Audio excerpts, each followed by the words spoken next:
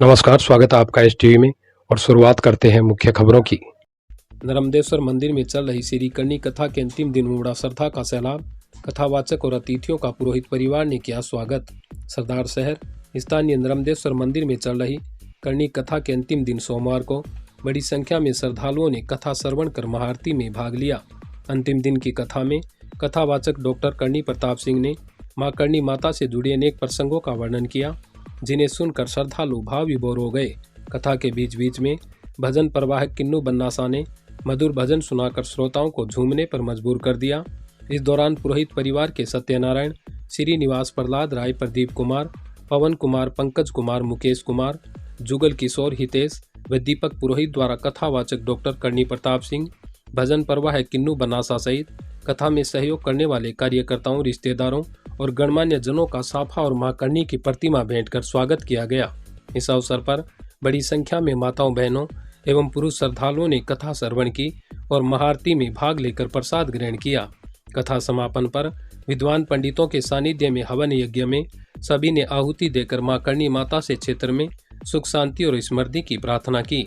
कार्यक्रम का सफल संचालन जीप सदस्य गिरधारी लाल पारिक द्वारा किया गया। सभी लोग यहाँ पहुँचे कथा में और कलश यात्रा में माताएं बहनाएं पहुँची। उनको सभी को हृदय से आभार कि हमें सहयोग किया यहाँ पहुंचकर कथा में। और हर दिन संख्या बढ़ती ही गई माताओं की, तो इसके लिए बहुत बहुत धन्यवाद माता और बहनों को। बहुत ज़्यादा खुशी है कि आज पापा जी ने जो सपना आज से 15-20 साल पहले देखा था वो आज पूर्ण होगा, साकार हो गया। देशनोक का वातावरण तो यहाँ अपने आप बनेगा ही, क्योंकि पुरोहित परिवार ने स्वर्गीय श्री रामनिवास जी की स्मृति में दिव्य मंदिर की स्थापना कराई है। देशनोक धिराणी करणी जी को यहाँ आवाहन करके वैदिक रूप से यहाँ विराजमान किया है और माता जी की दिव्य कथा हुई है, जन्म से लेकर माता जी महाराज की देशनोक धाम की स्थापना तक। और हजारों भक्तों ने एक साथ मिलकर करणी जी को पुकारा है, आवाहन किया है। तो स्वतः ही ये संभव है कि ये स्थान बिल्कुल देशनोक जैसा रमणीय बन चुका है। और पुरोहित परिवार के माताजी ने जो इन्होंने आवाहन किया, उससे माताजी महाराज पधारे और भक्तों के हृदय में भक्ति रूपी कमल को खिलाया। इसके लिए हम पुरोहित परिवार को भी बार बार धन्यवाद दे रहे हैं। मेरा अति सौभाग्य है कि इस कथा के जरिए हम दोनों भाई माँ करणी की भक्ति खुद भी कर रहे हैं और माँ का प्रचार प्रसार की एक प्रयास कर रहे हैं। भजन माँ से जुड़ने का एक सरस तरीका है, तो मेरा अति सौभाग्य है कि माँ की कुछ चिरजाएं भजन मैं गाता हूँ, जिसके ज़रिए कथा के अंदर मैं अपनी सेवा दे रहा हूँ और आप सब लोगों को लाभान्वित हो रहे हैं, ऐसा मेरा सौभाग्य है। बढ़ते हैं अगली खबर के लिए।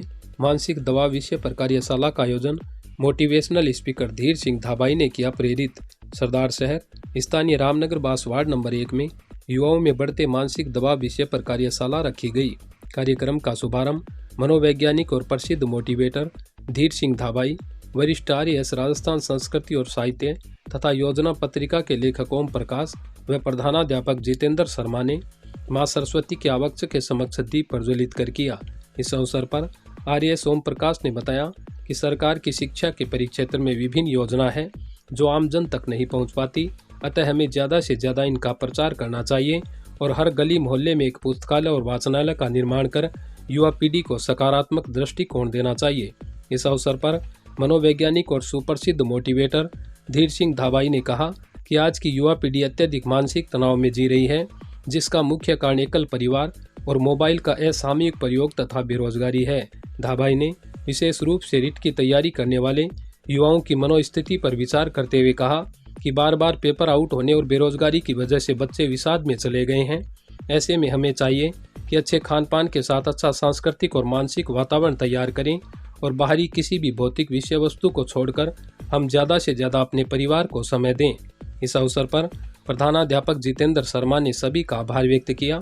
वहीं दुर्गा प्रसाद शर्मा, पूनम वर्मा, माया शर्मा, परिजात, राम गोपाल पटेल, जितेंद्र चौधरी व पूनम चंद पांडर ने अतिथियों का अभिनंदन किया। कार्यक्रम का सफल संचालन पूनम वर्मा द्वारा किया गया। निश्चित रूप से बच्चे वर्तमान में बड़े हताश और निराश हैं और इसी मुहिम के तहत हमने एक मुहिम चलाई, पाने की जबरदस्त इच्छा। हम जगह जगह जाके बच्चों को ये एहसास करवा रहे हैं कि उनके अंदर बहुत ताकत है। यद्यपि हमारी प्रकृति में दोनों प्रकार के गुण होते हैं, सात्विक और तामसिक। उन तामसिक गुणों ने ऐसा कुछ दिखाया जिससे कि बच्चों में एक निराशा का माहौल आया, और हम उन्हीं गुणों को लैप्स करते हुए हम ऐसा एक माहौल यदि बनाएं, एक अच्छा इन्वायरमेंट हमारे आसपास में और बाहर भी हम बनाएं, तो बच्चे उस निराशा से बाहर निकल सकते हैं। तो इसी के तहत हम एक मुहिम चला रहे हैं, जीत जाएंगे। मतलब कहीं ना कहीं बच्चों के अंदर की उस निराशा को हमें बाहर निकालना है। यद्यपि परिस्थितियां प्रतिकूल हैं, लेकिन फिर भी यदि हमारे मन में इच्छा शक्ति हो तो हम जीत सकते हैं। ये हमारा एक प्रयास है, एक सकारात्मक वातावरण और मनोवैज्ञानिक रूप से बच्चों को मजबूत बनाने का। निश्चित रूप से सर, वर्तमान में यदि अपन न्यू एजुकेशन पॉलिसी की बात करें, 2020 की पॉलिसी आ रही है, उसमें इस बात के ऊपर ध्यान दिया गया है कि बच्चों का होलिस्टिक डेवलपमेंट कैसे हो। क्योंकि जो आप जो कह रहे हो उसी की वजह से बच्चों में तनाव आ रहा है, आज बच्चे सुसाइड कर रहे हैं, अपन हर जगह देख रहे हैं। उसका रीजन है कि शिक्षा रोजगार परक बन चुकी है। हमें यदि शिक्षा को यदि अन्य आयाम से अपन जोड़ देते हैं तो बच्चा कभी भी इतना कमजोर नहीं बन पाएगा। बच्चा जब स्ट्रोंग बन जाएगा तो रोजगार भी मिलेगा, सामाजिक विकास भी होगा, नैतिक विकास भी होगा, संवेगात्मक विकास भी होगा। तो जो आपकी बात है कि बच्चों की शिक्षा को सर्वांगीण विकास से जोड़ना, इसमें न्यू एजुकेशन पॉलिसी में प्रावधान किया गया है। और हम सबको समाज में एक ऐसा वातावरण बनाना पड़ेगा कि बच्चे सिर्फ शिक्षा को एक रोजगार का साधन ना मानकर उसको अपने जीवन निर्माण की तरफ लेके जाएं। जैसे प्राचीन हमारी शिक्षा तक्षशिला और नालंदा का उद्देश्य था, उस उद्देश्य को हमें कहीं ना कहीं अभिभावकों को भी और पूरे समाज को भी भूमिका निभानी पड़ेगी। सरकार ने कोचिंग्स पे रेगुलेशन के लिए एक एक्ट भी लाई है।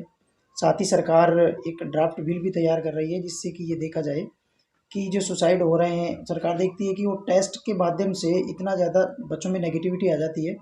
इसको दूर करने के लिए सरकार ने टेस्ट का जो रैंक जारी होती है, उस रैंक को सरकार बैन करना चाहती है। और वो एक स्वागत योग्य कदम भी है सरकार का, क्योंकि इस कदम के माध्यम से बच्चों के बीच में जो कंपटीशन, अनावश्यक जो भावना पैदा होती है, वो एक तरह से यहाँ पे कम जरूर होगी।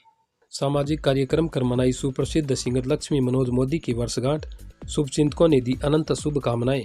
सरदार शहर स्थानीय सुप्रसिद्ध सिंगर लक्ष्मी मनोज मोदी की वैवाहिक वर्षगांठ सामाजिक कार्यक्रम कर मनाई गई। इस अवसर पर प्रातः लक्ष्मी मनोज मोदी ने भगवान एवं बुजुर्गों के चरणों में प्रणाम कर आशीर्वाद प्राप्त किया और सामाजिक कार्य कर अपने दिन की शुरुआत की। शुभचिंतकों ने फेसबुक, व्हाट्सएप एवं सोशल मीडिया के माध्यम से मोदी दंपति को वैवाहिक वर्षगांठ की बधाई देकर इनके उज्जवल भविष्य एवं सफल वैवाहिक जीवन की प्रार्थना की। इस अवसर पर समाज सेवी रामलाल मिश्र, हीरालाल सेठिया, योगेश मोदी, राजेंद्र मोदी, राधे श्याम प्रजापति व राजकुमार शर्मा सहित अनेक शुभचिंतकों ने मोदी दंपति को अपनी ओर से शुभकामनाएं प्रदान की। राजस्थानी को राजभाषा बनाने की पुरजोर मांग। मुख्यमंत्री अशोक गहलोत को लिखा पत्र। सरदार शहर माइड भाषा संग्रह समिति के संयोजक गोपाल स्वामी ने मुख्यमंत्री अशोक गहलोत को पत्र लिखकर राजस्थानी भाषा को आगामी बजट में द्वितीय राजभाषा बनाने की मांग की है। स्वामी ने लिखा कि अगर राजस्थानी भाषा को द्वितीय राजभाषा बनाया जाता है तो प्रदेश के लाखों विद्यार्थियों एवं बेरोजगारों के लिए रोजगार के स्रोत खुलेंगे। वहीं प्राथमिक शिक्षा मातृभाषा में होने से बच्चों को शिक्षा ग्रहण करने में सरलता होगी। पत्र में लिखा कि राजस्थानी भाषा दुनिया की सबसे समृद्धतम भाषा है, जिसका विशाल लिखित शब्दकोश है और ये करोड़ों लोगों के कंठों की आवाज़ है। भाजपा नेता सुरेंद्र सराफ ने की ठंडे पानी के प्याऊ की घोषणा। ग्रामवासियों ने जताया आभार। सरदार शहर विधानसभा के उभरते भाजपा नेता सुरेंद्र सराफ ने तहसील के अड़सीसर में ग्रामवासियों के निवेदन पर गांव में ठंडे पानी के प्याऊ लगाने की घोषणा की है। उल्लेखनीय है कि सराफ अपने एक निजी कार्यक्रम के तहत विधानसभा क्षेत्र के गांव अड़सीसर में पहुंचे थे, जहां ग्रामवासियों ने गांव में एक ठंडे पानी के प्याऊ लगाने की मांग की, जिस पर सराफ ने गांव में ठंडे पानी के फ्रीज सहित प्याऊ बनवाने की घोषणा की। इस दौरान ग्रामवासियों ने भाजपा नेता सराफ का साफा पहनाकर स्वागत किया व सराफ परिवार का आभार जताकर इनके उज्जवल भविष्य की कामना की। इस अवसर पर पूर्व नगर पालिका उपाध्यक्ष राजेंद्र सोनी, मांगीलाल तिवाड़ी, सांवरमल पांड्या, अमर सिंह, भंवरलाल तिवाड़ी, राकेश सोनी, भंवरलाल सोनी व बजरंग लाल सोनी सहित सैकड़ों की संख्या में ग्रामवासी उपस्थित रहे। कांग्रेस के हाथ से हाथ जोड़ो अभियान के अंतर्गत घर घर किया संपर्क। कांग्रेस की जन कल्याणकारी योजनाओं की दी जानकारी।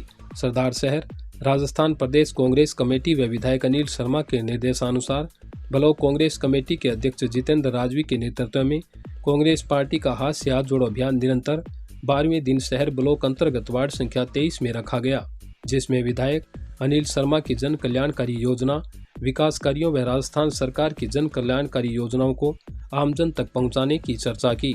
इस अवसर पर देहात अध्यक्ष ईसर राम डूडी, कोऑर्डिनेटर पृथ्वी सिंह कल्याणपुरा, प्रमोद जैन, द्वारकेश पारिक, आमिर खान, उमेश सिंह, सत्यनारायण मीणा, व भवानी शंकर सहित कांग्रेस नेता व कार्यकर्ता उपस्थित रहे। स्वर्ण प्रसाद कैंप में लगभग 143 बच्चों को पिलाई दवाई। सरदार शहर आयुर्वेद विश्व भारती की तरफ से आरोग्य केंद्र राजवाला कुआं व आयुर्वेद कॉलेज में बच्चों के बौद्धिक विकास व बच्चों में इम्यूनिटी बढ़ाने हेतु निःशुल्क कैंप का आयोजन किया गया। कैंप में आयुर्वेद प्राचार्य डॉक्टर रविंदर चौधरी, डॉक्टर राहुल कुमार, बाल रोग विशेषज्ञ डॉक्टर लोकेश कुमार, डॉक्टर राहुल मेहता व डॉक्टर ओम प्रकाश शर्मा ने करीब 145 बच्चों को दवाई पिलाई। वहीं कृष्ण कुमार भाट, प्रेम प्रकाश, रामचंद्र ताराचंद व तुलसी देवी मीणा आदि का भी सराहनीय सहयोग रहा। ओपन बोर्ड की संपर्क कक्षाओं का उद्घाटन विद्यार्थियों को नियमित रूप से कक्षाओं में उपस्थित रहने हेतु किया प्रेरित। सरदार शहर Rajasthan state open school Jaipur के तहत स्थानीय केंद्रीय राजकीय उच्च माध्यमिक विद्यालय ताल मैदान में विद्यार्थियों की समस्या समाधान हेतु 15 दिन के लिए संपर्क कक्षाओं का उद्घाटन किया गया। उद्घाटन सत्र में मुख्य अतिथि के रूप में सेवानिवृत्त शिक्षक भागीरथ सारण उपस्थित हुए और विद्यार्थियों को नियमित रूप से कक्षाओं में उपस्थित रहने हेतु प्रेरित किया। इससे पूर्व डॉक्टर कल्पना शर्मा ने मां सरस्वती की वंदना कर कार्यक्रम की शुरुआत की। मौके पर उपस्थित वरिष्ठ व्याख्याता नरेंद्र सेवदा ने ओपन स्कूल के महत्व पर प्रकाश डाला। विशेष शिक्षक विक्रांत कुमार ने संपर्क कक्षाओं के महत्व पर प्रकाश डालते हुए बताया कि संपर्क कक्षाओं में विद्यार्थी अपनी उन समस्याओं का शिक्षक से समाधान कर सकते हैं जो उनको स्वयं पाठी के रूप में अध्ययन करते हुए आई है।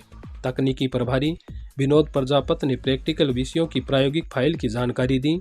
प्रधानाचार्य जितेंद्र गौड़ ने सभी शिक्षणार्थी और विषय अध्यापकों का धन्यवाद ज्ञापित किया। इसी के साथ मैं मुनाला राव, आप बने रहिए STV में। धन्यवाद।